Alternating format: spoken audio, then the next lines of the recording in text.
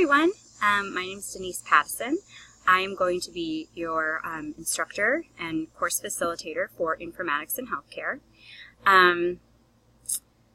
So welcome.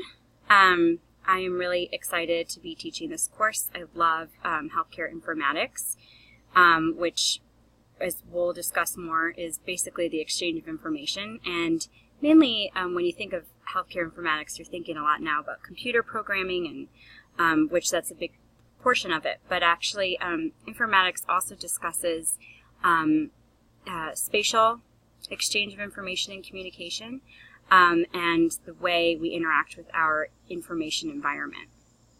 So a little bit about myself.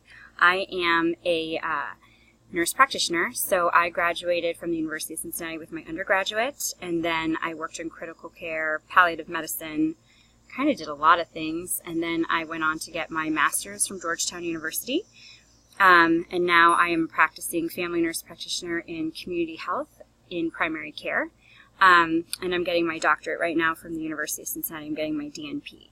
I've also been teaching for the last 4 years, and I love teaching informatics just because it's just this growing area of healthcare, especially for those who are interested in this aspect as a master's degree. There's so much you can do with it, and it really does shape the way we deliver our healthcare. So I want to just go over the course with you. So here is our wall. This is the news where I post information. Here's a little bit about our course welcome. And then here are some classroom rules. This talks about late policies, roles and responsibilities in the online forum.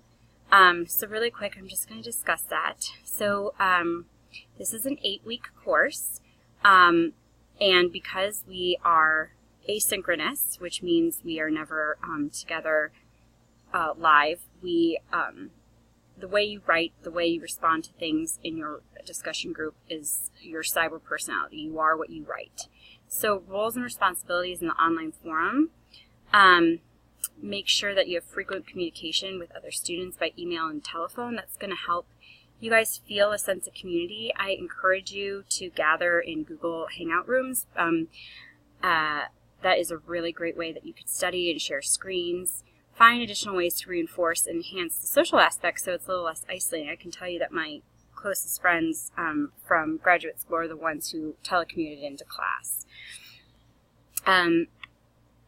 Please make sure that you are respectful and professional in your writing, that you follow the rubric the way it's supposed to be. So for late policies, you have to have a higher level of personal responsibility. This can be a really positive experience, but just really quickly, I do not keep track of what's missing and what's due for you. You have to be aware of your assignment deadlines. If you're late to post an initial forum, then you're considered absent for that week. You receive 0 points for the initial posting, but if you still post and respond to a classmate, you can get points for response, which is quite a bit. I think it's about 8 points, so don't disregard that. Once a forum's closed for the week, I will not return to it for grading. Turning in a professional development or capstone or weekly assignment, you will get a 10-point deduction for each week submitted late.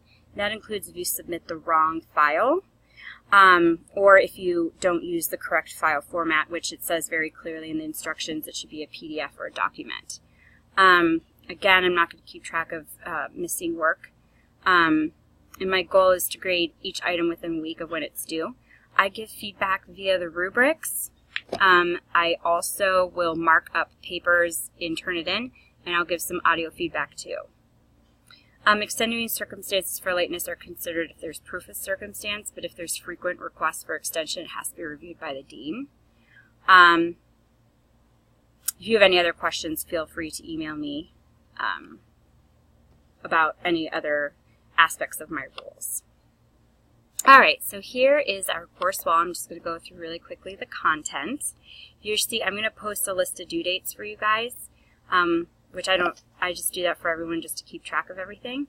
But then after that, I will not chase you down on due dates. So, getting started. Oops, sorry. All right, Informatics in Healthcare. This is an undergraduate level course, we're going to talk about the Affordable Care Act, Six Sigma, which is talks about process improvement. That's really important in quality, data analytics, and cost-cutting efforts. What's really interesting about this course is that it was developed from a very technological standpoint, which I think is really great, because it's just going to offer you an insight that most other nursing informatics classes don't. So the syllabus here goes over what we just saw, the required textbook, improving efficiency. I think you guys use title, vital source. So here is the book. And then, as you will see, there are resources. Sometimes this is where I will post, there will be presentations in here. There will be here's some sample papers for APA. I will also post some resources on that. I will also post what I look for in discussion boards. Here, in each module, you're going to see just an introduction to each section. You're going to see the discussion assignments, the course Q&A, Module 1, if you look here. It's going to show any extra reading outside of the textbook, and then, of course, the assigned reading. So you'll see we're going to read chapters 1 and 2. The discussion questions here. And then information on the assignment. And if you see, it's really specific how you name your file and the file that you use, okay? Now, when you write your discussion boards and when you write your papers, make sure that you use evidence to support them with journal articles and your textbook. If you only use your textbook, you'll eventually lose points because you need to go outside of the textbook to really get more knowledge. Do not use Wikipedia or a dictionary, and I will post some more resources for tips on writing. I look forward to teaching you guys this quarter. Please be sure to contact me. My information is here. That's me. Sorry I look a mess today.